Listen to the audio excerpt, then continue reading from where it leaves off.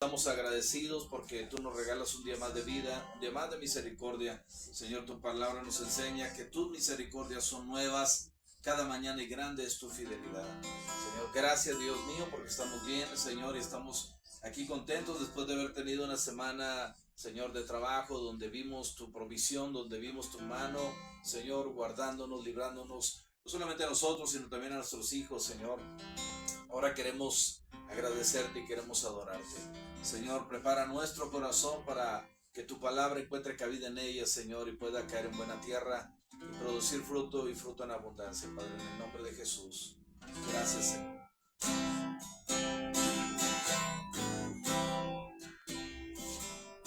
Me viste a mí cuando nadie me vio. Me amaste a mí cuando nadie me amó.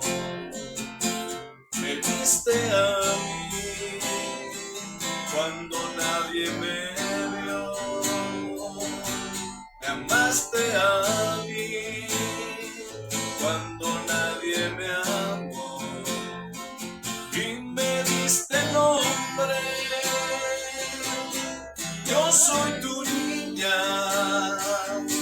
la niña de tus ojos, porque me amaste a mí y me diste nombre. Yo soy tu niña, la niña de tus ojos, porque me amaste a mí, me amaste a mí, me amaste a mí, me amaste a mí, me amaste a mí. Te amo más que a mi vida, te amo más que a mi vida, te amo más que a mi vida más. Te amo más que a mi vida, te amo más que a mi vida, te amo más que a mi vida más. Y me diste nombre. Yo soy tu niña, la niña de tus ojos, porque me amaste a mí y me diste nombre. Yo soy tu niña, la niña de tus ojos, porque me amaste a mí, me amaste a mí, me amaste a mí, me amaste a mí, porque me amaste a mí. Te amo más que a mi vida, te amo más que a mi vida, te amo más que a mi vida más. Te amo más que a mi vida, te amo más que a mi vida, te amo más que a mi vida más. Y yo te amo más que a mi vida. Oh sí, Señor, te amamos. Te amo más que a mi vida más.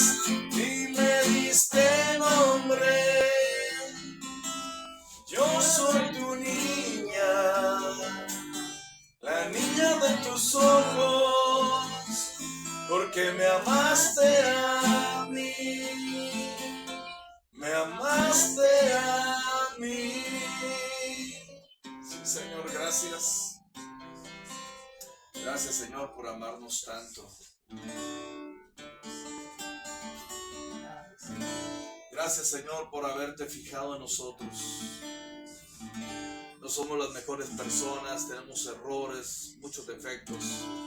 Pero, Señor, tú te fijaste, tú te dignaste de mirarnos a nosotros, Señor. Y estamos agradecidos, Padre. Y aún en medio de la prueba, aún en medio de la lucha, Señor, queremos adorarte. Queremos bendecirte, Señor.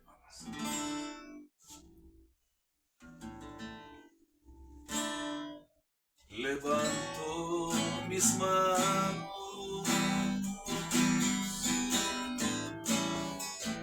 aunque no tenga fuerza. Levanto mis manos, aunque tenga mil problemas. Cuando levanto mis manos, comienzo a sentir una unción que me hace cantar. Cuando levanto mis manos, comienzo a sentir el fuego. Cuando levanto mis manos, mis cargas se van. Nuevas fuerzas tú me das. Todo esto es posible. Todo es posible cuando levanto mis manos. Levanto mis manos, aunque no tenga fuerza. Levanto mis manos, aunque tenga mil problemas. Cuando levanto mis manos, comienzo a sentir una unción que me hace cantar. Cuando levanto mis manos, comienzo a sentir el fuego. Cuando levanto mis manos, mis cargas se van. Nuevas fuerzas tú me das. Todo esto es posible. Todo esto es posible cuando levanto mis manos. Cuando levanto mis manos, comienzo a sentir una unción que me hace cantar. Cuando levanto mis manos, comienzo a sentir el fuego. Cuando levanto mis manos, mis cargas se van. Nuevas fuerzas tú me das. Todo esto es posible. Todo esto es posible cuando levanto mis manos. Todo esto es posible. Todo esto es posible cuando levanto mis manos.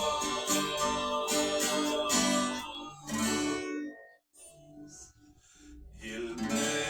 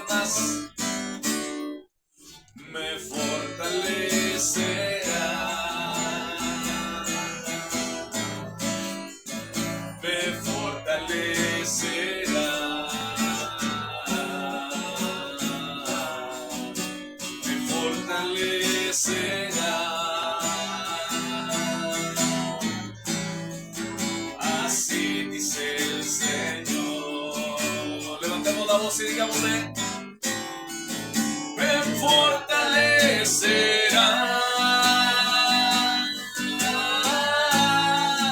me fortalecerá, en su mano me sostendrá,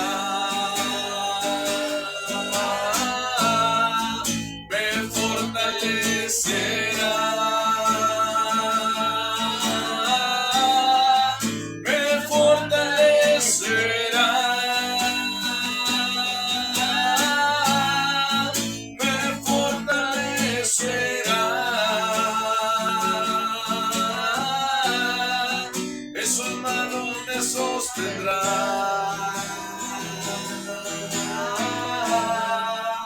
Así dice el Señor.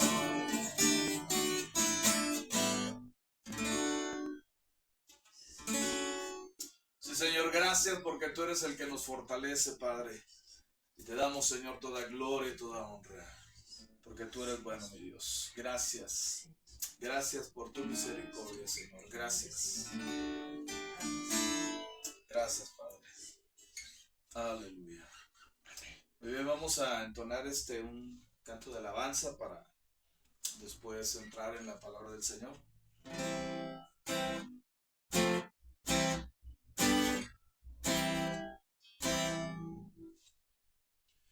Hace mucho tiempo que no tocaba la guitarra, por eso estoy un poquito desenfocado de los cantos, pero bueno, vamos a tratar de recordar. Dice así: glorioso eres, Jesús, es tu palabra, es tu amor. Glorioso eres, Jesús,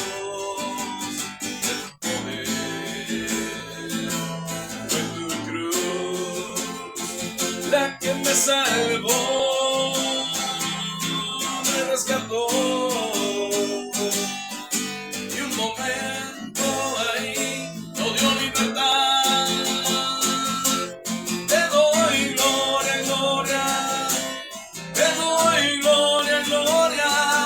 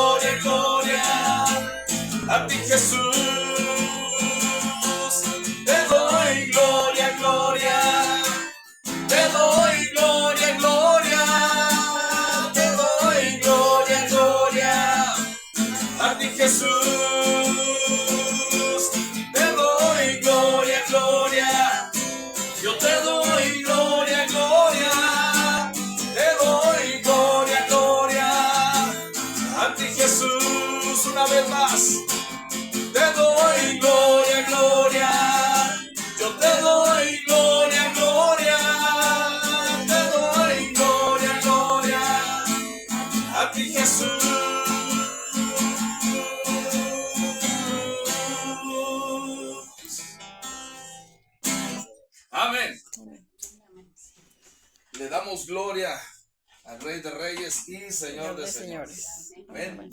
Porque Él es digno, dice la Biblia, que Él es digno de suprema alabanza, y dice la Escritura que nosotros fuimos creados para la alabanza de su gloria. Dios nos creó para que nosotros le adoramos, y creo que eso fue parte de lo que veíamos el domingo pasado, que Dios nos hizo seres musicales. Podemos crear música no solamente con instrumentos, sino con nuestro cuerpo. También podemos producir sonidos, podemos producir música. Por eso dice el Salmo que los cielos cuentan la gloria de Dios, porque aún ya científicamente se ha descubierto que las estrellas también producen sonidos musicales, ¿sí?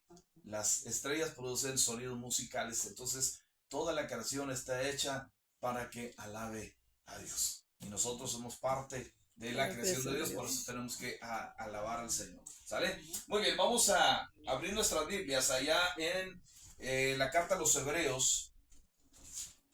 Carta a los Hebreos. Y vamos a leer el capítulo 11. Este capítulo es conocido como el cuadro de honor de los hombres de la fe, ¿sí? Este es el cuadro de honor. En las escuelas siempre hay un cuadro de honor de los que son calificados, disciplinados, etc.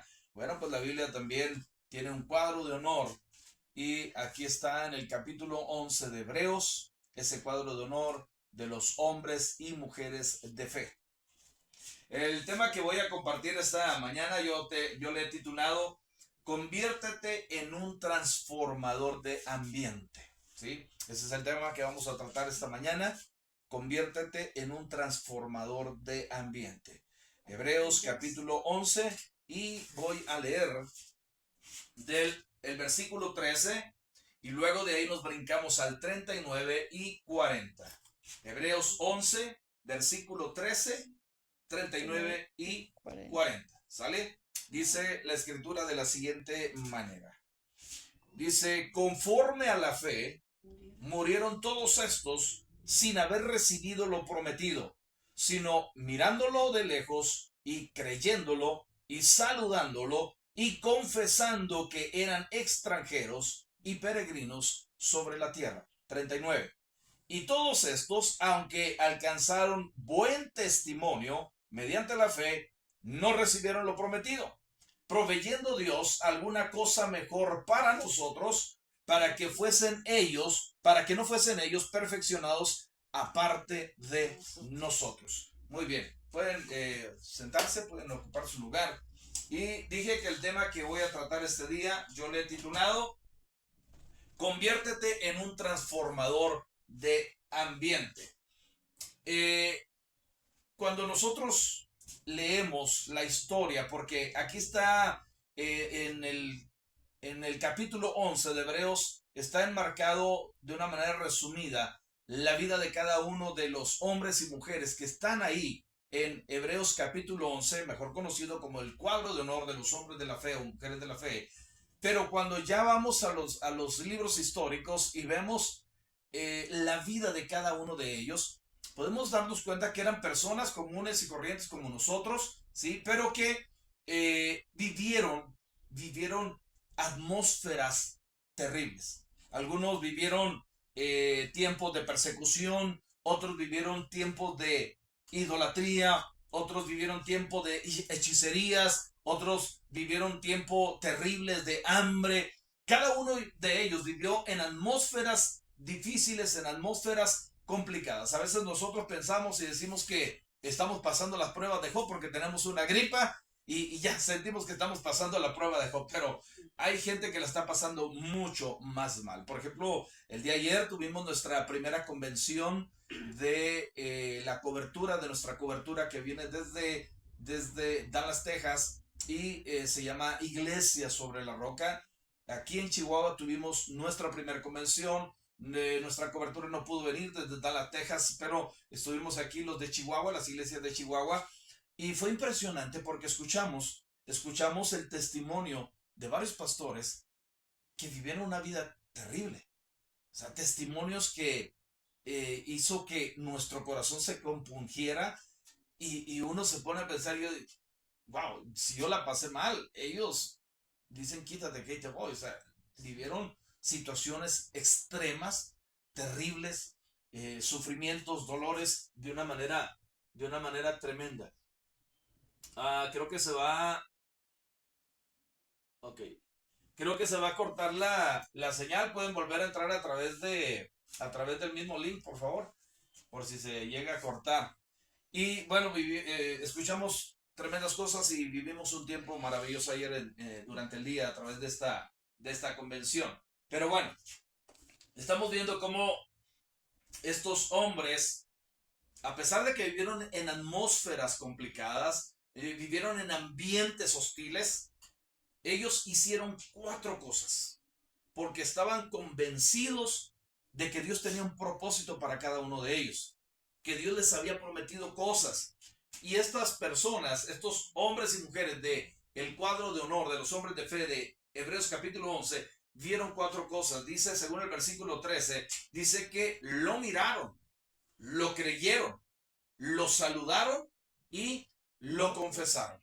4 cosas que estos hombres hicieron, estos hombres y mujeres hicieron, a pesar de vivir en una atmósfera terrible. Ellos creyeron lo que Dios les había dicho, ellos creyeron lo que Dios les había prometido, y entonces hicieron 4 cosas. Ahora, todos ellos vivieron en ambientes difíciles, ambientes de persecución, ambientes de escasez, ambientes de apostasía, ambientes de esclavitud, ambientes de idolatría. Y hoy en día nosotros también vivimos en diferentes ambientes. Puede ser ambientes de enfermedad, ambientes de escasez, no sé, ambientes de depresión. Hoy está muy de moda que la gente vive en depresión o en ansiedad, y eso es un ambiente en el cual la gente de repente se encuentra dentro de esos ambientes y se les dificulta, se les complica salir. Desafortunadamente las estadísticas de la gente que se está quitando la vida por causa de depresión se están disparando, sobre todo en jóvenes y adolescentes. La depresión los está golpeando y eso los está llevando a tomar una decisión fatal, una decisión terrible, porque entran dentro de ese ambiente, de esa atmósfera de ansiedad y depresión, y no saben cómo salir de ahí. Ahora, ¿cómo convertimos? Porque el tema de hoy es conviértete en un transformador de ambiente. Todas estas personas de Hebreos capítulo 11, aunque vivieron en ambientes difíciles, en ambientes de persecución, de escasez, de idolatría, de hechicería, vivieron en esos ambientes hostiles, ellos fueron capaces de transformar, de convertir esos ambientes en un ambiente diferente. Ahora, ¿cómo nosotros convertimos un ambiente improductivo en un ambiente productivo? Porque de repente entramos en ese ambiente en que sentimos que no estamos produciendo, en que no estamos siendo efectivos en lo que estamos haciendo. Y entonces ese es un ambiente en el que mucha gente se encuentra hoy en día, siente que no está avanzando, siente que no está logrando sus objetivos, siente que no está logrando lo que se ha propuesto, y no podemos avanzar, no vemos producción, no vemos resultados, no vemos el fruto de nuestro trabajo. Eso es un ambiente en el cual mucha gente está entrando. Entonces, ¿cómo convertimos un ambiente improductivo en un ambiente productivo? O ¿cómo convertimos un ambiente imposible en un ambiente posible? Porque muchas veces estamos en un ambiente en el que nos sentimos que no vamos a lograrlo, que vemos que es imposible salir de alguna situación. Por ejemplo, una persona que cae en deudas por tarjetas de crédito, lo que sea, o que le debe a los hermanos de Coppel o a los hermanos de Electra, sienten que las deudas los están ahogando y no saben cómo salir de ahí. Ven imposible salir de ahí. Una persona que acaba de sufrir un accidente y que no le dan buenas esperanzas, o que fuiste con los resultados y te diagnosticaron una enfermedad letal y que te dijeron, ¿sabes qué? Ya no vas a salir de esta, así de que vete despidiendo, ve poniendo tus asuntos en regla, porque ya no hay más para ti. Para nosotros eso es algo imposible. Pero ¿cómo convertimos ese ambiente imposible en un ambiente posible? ¿O cómo convertimos un ambiente de esclavitud en un ambiente de libertad? Las deudas esclavizan. Una persona que está en deudas se siente esclavo, se siente atado. No nos sentimos libres. Llega tu semana, llega tu quincena y entonces tú estás presupuestando y tú dices, no me va a alcanzar. No voy a alcanzar a salir la quincena. ¿Por qué? Porque ya en cuanto llega tu salario, tú ya repartiste todo para donde tienes que canalizarlo para todas las deudas y tú dices, ¿y a mí qué me quedó? No me va a alcanzar. Y las preocupaciones vienen, ¿sí? Eso esclaviza, las deudas esclavizan. Y no solamente te esclavizan económicamente, te esclavizan emocionalmente, porque la gente anda preocupada, la gente no puede visionar más allá, la gente no puede tener una visión más amplia donde pueda haber salidas porque está esclavizado. Está esclavizado. Entonces, ese es un ambiente en el cual muchas veces las personas están entrando también. Ahora, ¿cómo convertimos ese ambiente de esclavitud en un ambiente de libertad? ¿O cómo convertimos un ambiente de escasez en un ambiente de prosperidad? Hay gente que piensa que porque viene de una familia humilde, de una familia donde no hubo recursos, piensa que eso ya es una maldición y que toda su vida seguirá siendo así. Y no puede ser posible eso. ¿Por qué? Porque nosotros podemos transformar ese ambiente. Igual, cuando nosotros venimos arrastrando un patrón, una maldición familiar, porque, no sé, a mis abuelos, a mi abuelo, su papá lo abandonó, el abuelo abandonó a mi papá me abandonó a mí. Eso es una maldición que se viene, es una maldición generacional, se llama, ¿sí? Y se viene repitiendo, es un patrón que se viene replicando en cada generación. Pero yo puedo tomar la decisión de transformar ese ambiente, porque eso es un ambiente que se viene viviendo. Está como cuando a una mujer, creo que se terminó la sesión. Vamos a esperar a ver si se...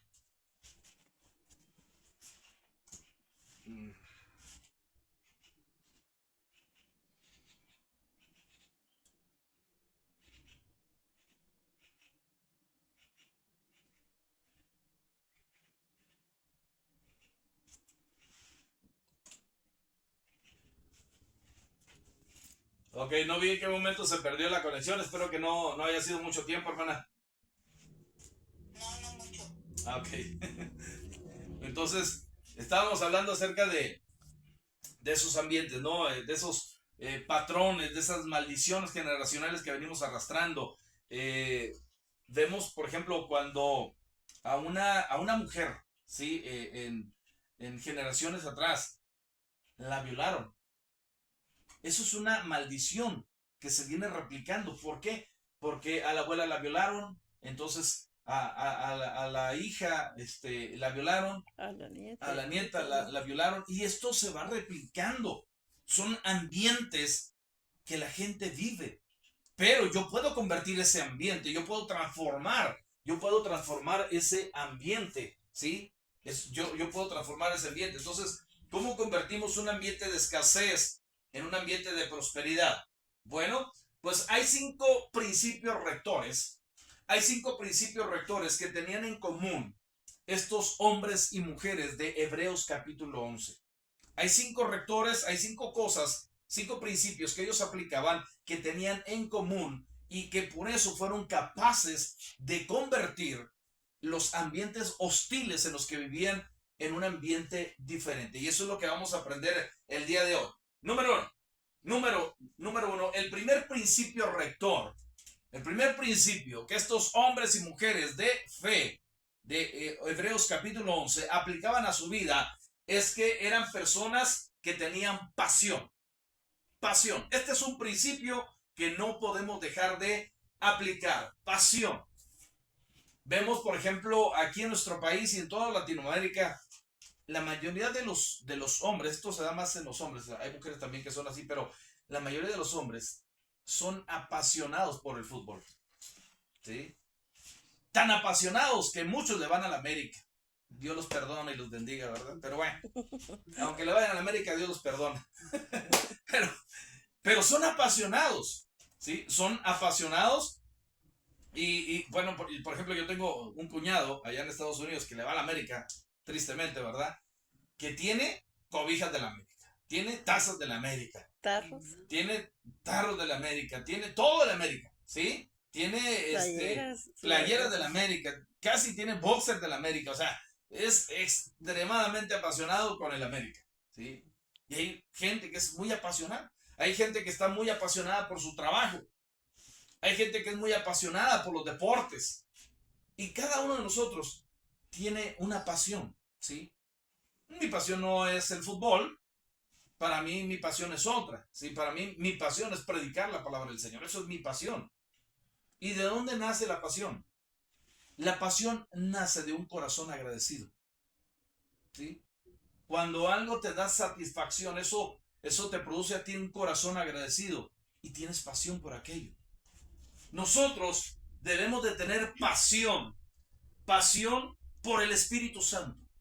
Los hombres y mujeres de Hebreos capítulo 11 era gente apasionada por el Espíritu Santo. Estaban apasionados por Dios.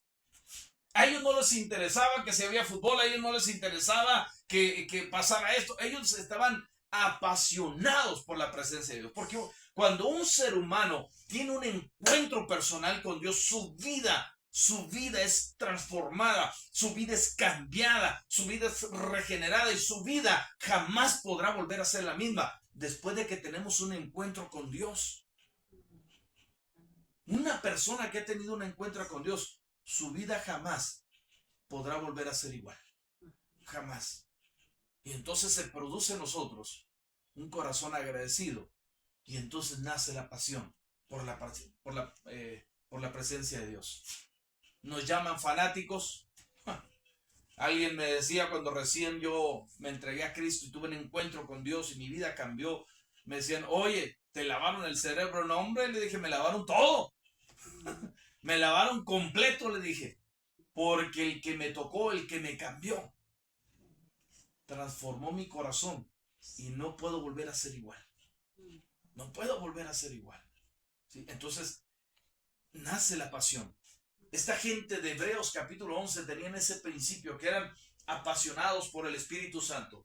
Y es que cuando tienes pasión por el Espíritu Santo, no importa en qué situación te encuentres, porque sabes que no caminas solo, sabes que no estás solo. Jesús lo prometió. Dice, he aquí yo estoy con vosotros todos los días hasta el fin del mundo. Entonces no estamos solos. Entonces cuando estamos apasionados, no nos importa en qué situación estemos. Peligros, y Pablo lo decía, he estado en naufragios, he estado en veladas, he estado en ayunos, he estado en peligros en el mar, en peligros entre los judíos, he estado en esto, he estado en aquello, pero no me importa nada de eso. ¿Por qué? Porque él sabía que no estaba solo. Él sabía que no estaba solo. Imagínense, por ejemplo, Elías que vivió, desde mi punto de vista doctrinal, vivió una de las peores etapas de idolatría del pueblo de Israel.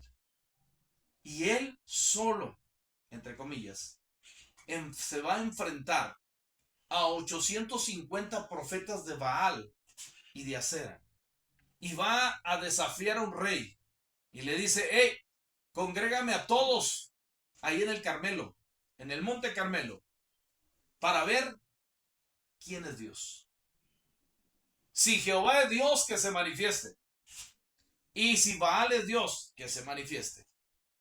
Pero va a haber un desafío, va a haber un reto. Uno solo contra 850 profetas. Y todavía el rey ahí. Cuando en cualquier momento el rey podría haber tronado los dedos y decirle, hey, córtenle la cabeza. A él no le importó la situación en la que estaba en ese momento, porque él sabía que no estaba solo. Tan apasionado estaba así el profeta Elías, que le dijo a Dios, Señor, he sentido un celo vivo por Jehová, porque te han dado la espalda, porque han dejado tus mandamientos y tus preceptos. Y se enfrenta él solo 850 profetas. Y dicen, bueno, les voy a dar chance, órale, desde tempranito hagan lo que tengan que hacer, y el Dios que responda por fuego, que es ese Dios. Y ellos dijeron, sale pues. Y ahí está. Toda la mañana los profetas de Baal haciendo sus ritos, haciendo sus cosas y agarrando los cuchillos y cortándose el cuerpo para derramar sangre y a ver si Baal respondía. ¿Y qué creen? Baal nunca respondió. Ya estaba a punto de anochecer. Ya le quedaba muy poco tiempo a Elías. Y les dijo, bueno, ya les di chance todo el día. No pudieron, me toca a mí. Viene, restaura el altar que estaba destruido, pone el sacrificio y dice, Señor, aquí estoy. Demuéstrale a esta gente que tú eres Dios y que por mandato tuyo he venido a hacer esto. ¿Y qué sucedió? Cayó fuego del cielo y entonces la gente reconoció que Jehová es Dios. Pero a Elías no le importó la situación en la que se encontraba porque él sabía que no estaba solo. Eso es pasión por la presencia de Dios. Entonces esta gente de Hebreos 11 era gente apasionada. Apasionada por la presencia de Dios, apasionada por el Espíritu Santo. Y no importa cualquier situación, sabes que no estás solo. Ahora, cuando tenemos pasión, cuando tienes pasión, eso te va a llevar al segundo principio rector que los hombres de fe de Hebreos capítulo 11 tenían. Y el segundo principio es que ellos tenían una visión, es decir, tenían un sueño. Cuando tú tienes pasión, la pasión te va a llevar a un sueño. Esta gente de Hebreos 11 era gente apasionada, tenían pasión y eso los llevaba a tener una visión, a tener un sueño. ¿Y por qué es necesario? Porque es importante tener una visión, porque es importante tener un sueño. Y cuando hablo de sueño, no es que sueñes con tu suegra cuando acabaste de cenar, ¿verdad? Que llega a visitarte, no estoy hablando de ese sueño. Esas son pesadillas. No, estoy hablando de algo que tú estás visualizando más adelante, que tú te estás viendo en un futuro, ¿sí? Donde Dios te quiere poner. A ese tipo de visión, a ese tipo de sueños me estoy refiriendo. ¿Por qué es importante tener una visión? ¿Por qué es importante tener un sueño? Porque tu visión, tu sueño, será el motor que te impulse cada día. Será el motor que te impulse cada día. Si tú no tienes un sueño, no vas a tener ganas de levantarte temprano para salir a pelear, para salir a trabajar, para salir a esforzarte para que ese sueño se haga realidad. La gente que no tiene sueños, gente que se levanta tarde. ¿Por qué? Porque no tiene nada que lo impulse. Porque no hay un motor que lo impulse, que le diga, hey, vamos, levántate porque tienes que ir a hacer que ese sueño se haga una realidad. Entonces debemos de tener un sueño. Ese sueño va a ser nuestro motor. Y no importa cuántas veces llegue el desánimo, tu sueño te va a animar a seguir adelante. ¿Sí? Porque el desánimo va a golpear. Y va a golpear cuando estés solo. Y va a golpear el desánimo cuando no veas resultados inmediatos. Y el desánimo te va a golpear a través de tus mejores amigos, incluso a través de tu familia. Te va a golpear. Vas a querer poner un negocio y te van a decir, no hombre, ¿para qué lo pones? No va a pegar. Primer día, primera semana, ya ves, te dijimos, no estás vendiendo nada. Incluso a través de nuestra propia familia, de nuestros amigos más cercanos, el desánimo va a querer golpear. Pero si tú tienes un sueño, si tú tienes una visión, ese va a ser tu motor. Y no importa cuántas veces el desánimo te golpee, tu visión, tu sueño, te va a motivar a esforzarte cada día. Estos hombres, estas mujeres de Hebreos capítulo 11, tenían un sueño, tenían una visión. Y no importaba cuánta opresión, no importaba cuánta gente los pudiera estar desanimando. Ellos sabían que tenían un sueño y seguían adelante, esforzándose cada día para que ese sueño se hiciera realidad. Ahora, ¿por qué es importante tener ese sueño, esa visión?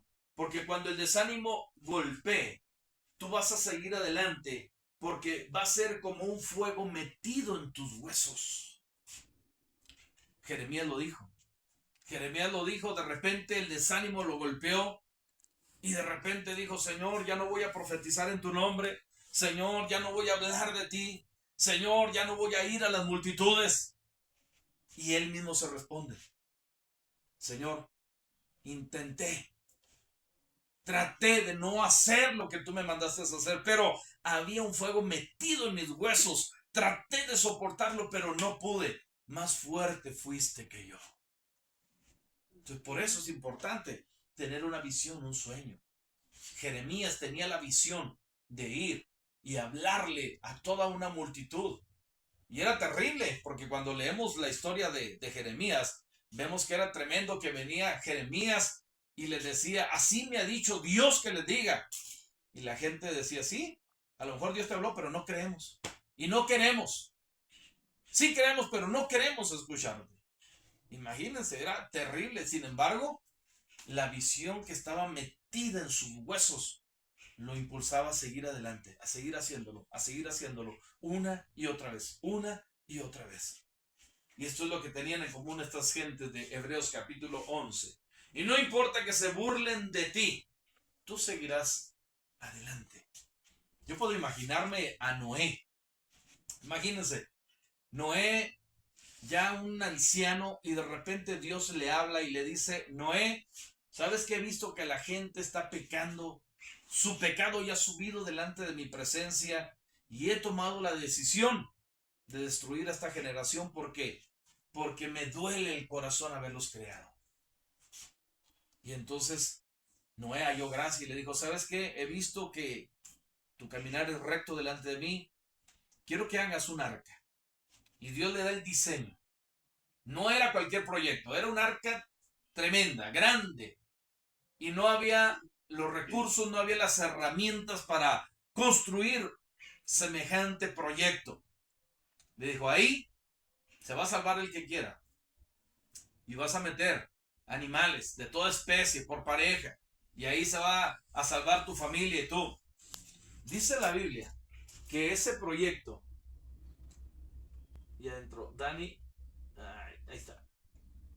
Ese proyecto para construir el arca a Noé le llevó 120 años. 120 años. O sea, no fue un proyecto de 10 años, no fue un proyecto de 15 años. 120 años le llevó a Noé construir el arca. Porque Dios le dio el diseño, Dios le dio la altura, la longitud, las medidas de todo, las secciones que tenía que construir. Fue un proyecto impresionante.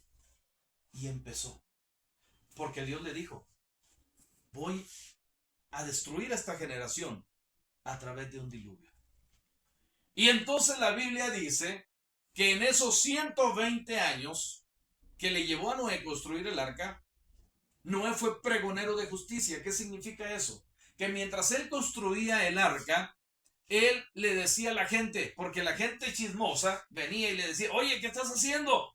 O, ¿saben qué? Dios me mandó a hacer un arca muy grande porque dijo que va a destruir esta tierra con un diluvio. Y la gente empezó a burlarse de él. ¿Estás loco, Noé? ¿Cómo crees? ¿Un diluvio? Si ni siquiera cae agua. Y es que le doy el contexto. En ese tiempo, la gente no conocía la lluvia. Porque la Biblia dice que Dios regaba la tierra con un vapor que salía de la tierra.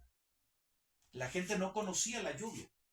La gente solamente veía una especie de vapor que era quien regaba toda la tierra. Entonces, hasta el tiempo de Noé, la gente no conocía la lluvia, mucho menos un diluvio. No conocían los huracanes. Entonces, al Noé compartirles la advertencia que Dios le había dicho, ¿sí? Él se convierte en pregonero de justicia. Y durante 120 años que le llevó a Noé construir el arca, él tuvo la oportunidad cada día de decirle a la gente, hey, arrepiéntanse. Dios me dijo que hay mucho pecado entre ustedes. Dios me dijo que por causa del pecado, va a destruir esta generación. Y la gente lo tomaba loco. La gente le decía, no, hombre, estás loco. Y se burlaban de él. 120 años predicando. 120 años anunciando que venía un diluvio, cual ha habido ni habrá en la tierra. Hasta que él terminó de construir el arca. Y entonces Dios le dijo, llegó el momento. Y empezó a meter animales que venían, solos venían, y empezó a meter animales hasta que entró el último animal. La gente no quiso entender, entró con su familia, y entonces dice, y Dios cerró la puerta. No fue Noé. Dice la Biblia que Dios cerró la puerta. Y es que cuando Dios cierra la puerta, no hay poder humano que la pueda abrir. Y cuando Dios abre la puerta, no hay poder humano que la pueda cerrar. Y Dios cerró la puerta, dice la Biblia. Y entonces pasa el primer día y no cayó ni una gota de agua. Y puedo imaginarme, ya la Biblia no nos da esas características, pero puedo imaginarme a la gente, y conociendo a la gente, viniendo al arca. ¡Hey, Noé! Te dijimos que no iba a llover, estás loco. Te van a devorar los leones, te van a comer esos animales, a ti y a tu familia. La burla. Y estuvieron burlándose de él, burlándose de él. Segundo día, tercer día. Ya ves, son 3 días y mira, nosotros aquí disfrutando y tú allá oliendo a los animales. Te van a matar, te van a comer. Pero al séptimo día, dice la Biblia, al séptimo día sucedió lo que Dios había dicho y de lo cual nadie se había preparado, solamente Noé. Y las cataratas de los abismos se abrieron y cayó un agua durante 40 días, 40 noches, que inundó completamente la tierra. Y toda aquella generación que no creyó, que se burló de Noé, pereció en ese diluvio. Hay evidencias científicas de que un diluvio. Aquí en Chihuahua, que no estamos cerca del mar, han descubierto en las montañas petrificados, corales, especies del mar que quedaron ahí cuando el agua empezó a bajar, quedaron ahí. Aquí en Chihuahua han encontrado evidencia de eso. No estamos cerca del mar. ¿Cómo es posible que a una montaña haya llegado corales? Haya llegado especies del mar que quedaron petrificadas ahí en las montañas? Es que lo que la Biblia dice es verdad. Y la ciencia está confirmando, no una vez, muchas veces, ha estado confirmando hechos de la Biblia que fueron verídicos. Entonces, ¿por qué es importante tener una visión, un sueño? Porque no importa que se burlen de ti, tú vas a seguir adelante. Tú vas a seguir adelante. Hoy estamos anunciando que Cristo viene, que muy pronto el mundo va a ser sacudido con un acontecimiento a nivel mundial. La segunda venida de Cristo. Y la gente nos dice que estamos locos. Y la gente nos dice que somos fanáticos. Un tío me decía que está en Estados Unidos. Él era ateo. Y entonces un día me escribe y me dice, oye Alberto, ¿qué te parece si al final de tu vida te das cuenta que todo lo que dijiste, todo en aquello que creíste, todo en aquello que predicaste, todo eso al final, nada fue cierto? ¿Qué va a pasar? ¿Vas a perder? Le dije, bueno, si al final de mi vida resulta que todo lo que en todo lo que creí, que todo lo que prediqué, que todo lo que hice durante todos estos años, nada fue cierto, lo único que perdí fue tiempo. Es lo único que perdería, tiempo. Pero ahora te la cambio. ¿Qué tal si al final de tu vida te das cuenta que todo lo que prediqué todos estos años, que todo en lo que creí todos estos años, era cierto? Le dije, tú lo vas a perder todo. Así de que no importa que se burlen de mí. Creas o no creas, eso no cambia la realidad de las cosas. Cristo viene. Cristo viene. Crea o no crea la gente, eso no cambia la realidad. Cristo viene por segunda vez a esta tierra. Y si no estamos preparados, nos vamos a quedar. Por eso hoy es tiempo de buscar a Dios. Por eso es importante tener un sueño, una visión. Y creemos que Cristo viene y por eso seguimos anunciando el Evangelio. Número 3, principio rector número 3 de los hombres y mujeres de Hebreos capítulo 11. Estos hombres y mujeres tenían un tercer principio rector, que es misión. Cuando tú tienes pasión, la pasión te lleva a tener una visión. Cuando tú tienes una visión, la visión te lleva definitivamente a una misión. ¿Qué es una misión?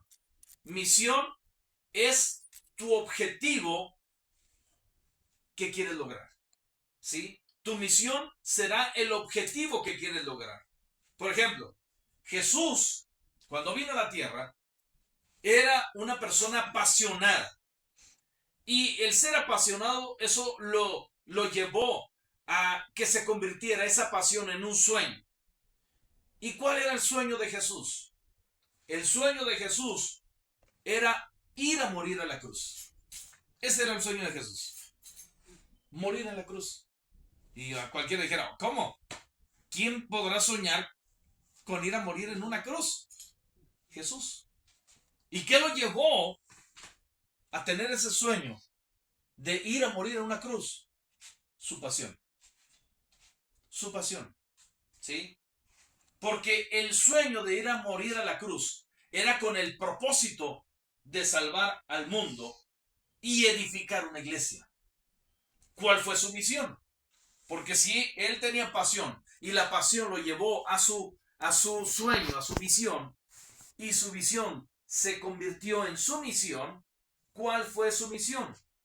Ir a la cruz, resucitar al tercer día para derramar de su Espíritu Santo sobre su pueblo. ¿Para qué? Para que continuara con lo que él inició. ¿Sí? Y es que el deseo de Jesús es que la gente se convierta. La gente no se pierda, sino se salve. Jesús dijo, yo no he venido para que la gente se pierda, yo he venido para que la gente se salve.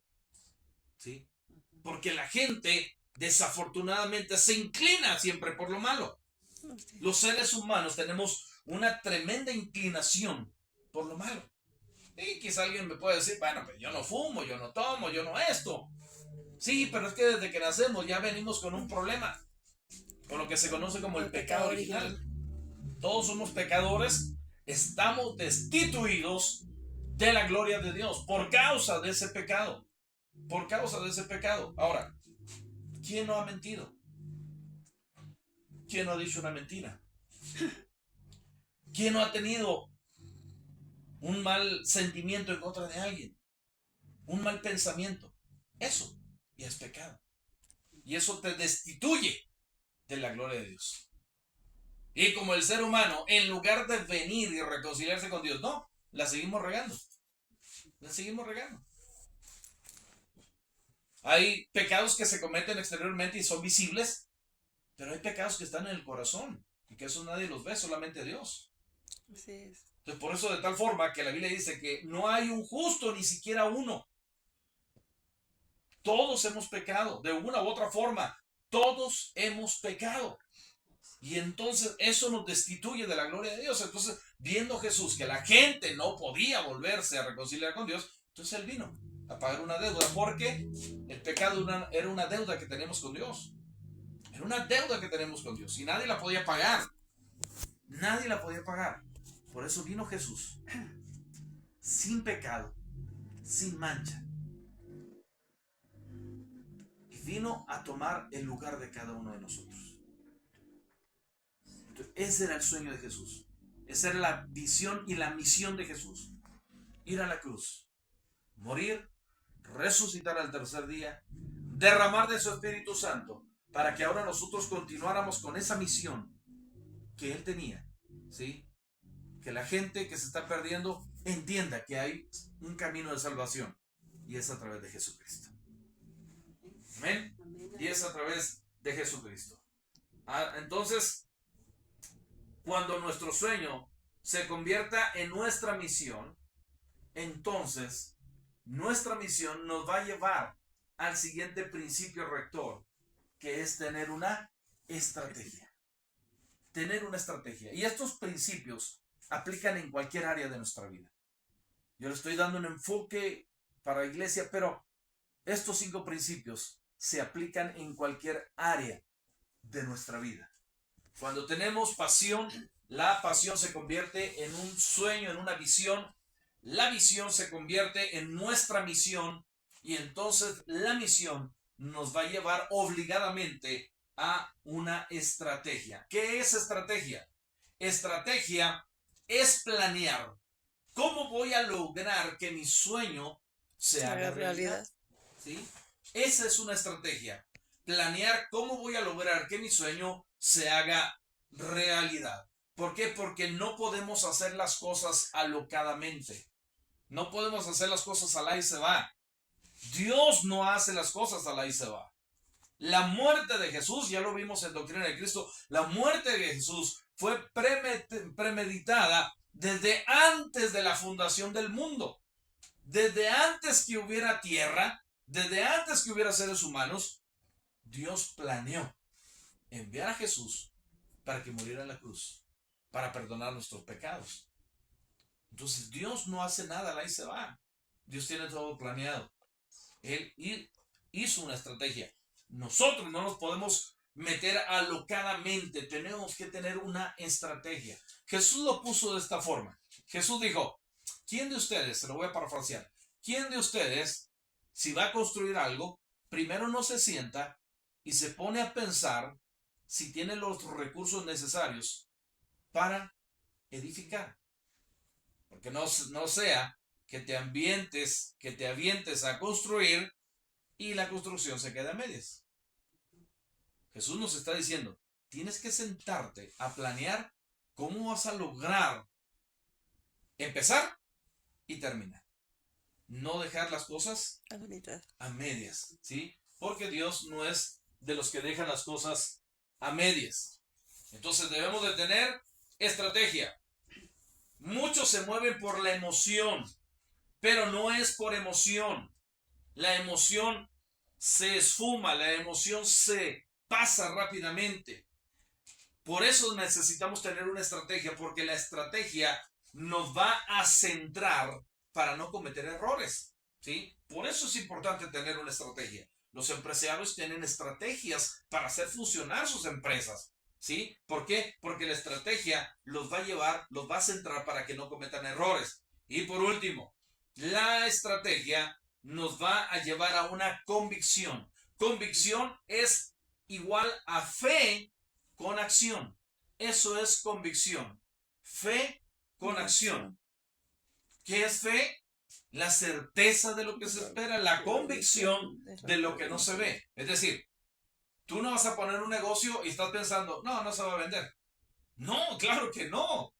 Tú dices, voy a poner un negocio y va a ser bendecido, se va a vender, voy a tener clientes, porque nadie hace algo esperando no ver resultados. Eso es fe. Tú no te subes a un avión y dices, me voy a subir al avión, pero de seguro se va a caer. Claro que no. Eso es fe. Y todos tenemos fe. Tú te subes a un avión creyendo que te va a llevar a tu destino. Todos tenemos fe, nomás que necesitamos activarla. Eso es convicción. Fe con acción. Tú no vas a la tortillería esperando que te den basura en lugar de tortillas. Tú vas a la tortillería esperando que te den tortillas. Eso es fe y todos tenemos fe. Necesitamos activarla solamente. Muchos dicen tener fe, pero no hacen nada. La fe, dice la Biblia, la fe sin obras está muerta. La fe siempre será productiva. La fe, si alguien dice que tiene fe, tenemos que ver cuánto está produciendo, porque la fe es productiva. ¿sí? Si tú dices que tienes fe, bueno, hay que ver los resultados de tu fe, porque la fe produce. La fe produce. Pero si dices que tienes fe y no se ven los resultados, entonces es una fe que está muerta. No la has activado porque la fe siempre será productiva. La fe siempre será productiva. Si alguien dice que tiene fe, hay que ver lo que está produciendo. Ahora, la fe siempre te dirá que se puede lograr cualquier cosa. ¿Sí? La fe te da la seguridad de que siempre se puede lograr cualquier cosa. Y la fe siempre te dará seguridad. Cuando hay fe, hay seguridad. La fe te da seguridad. ¿Sí? Cuando no hay fe, estás con temor. Cuando hay fe, estás con nervios.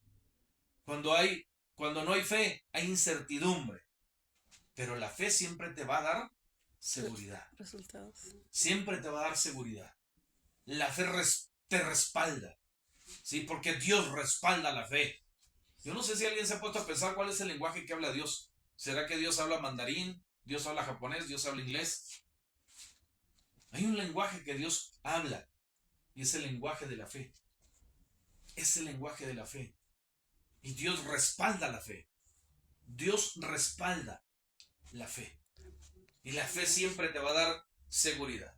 En conclusión, si tienes pasión, la pasión te dará un sueño. Si tienes un sueño, eso se va a convertir en tu misión. Tu misión te llevará a una estrategia y todo lo harás en convicción, que es fe con acción. Apliquemos estos 5 principios en cualquier área de nuestra vida y nos va a funcionar. Porque estos 5 principios es lo que tenían en común los hombres y mujeres de Hebreos capítulo 11, del cuadro de honor de los hombres de la fe. Y puedes ver sus historias, puedes conocer su vida. Fueron personas que vivían una vida ordinaria, pero cuando caminaron en fe, se volvieron en una vida extraordinaria. No podemos alcanzar el máximo haciendo el mínimo. ¿Sí?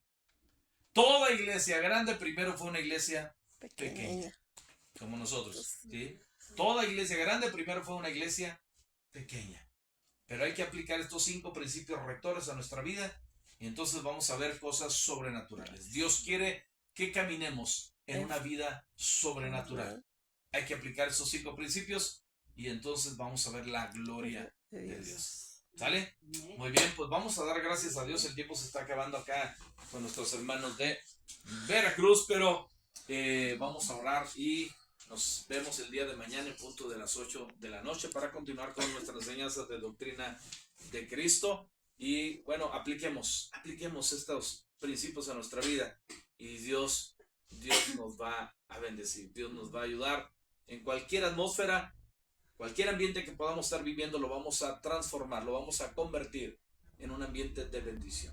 ¿Sale? Vamos a orar. Padre, en el nombre de Jesús te damos gracias, Dios mío, por este tiempo. Gracias, Señor, por lo que hemos aprendido, Señor, en esta mañana.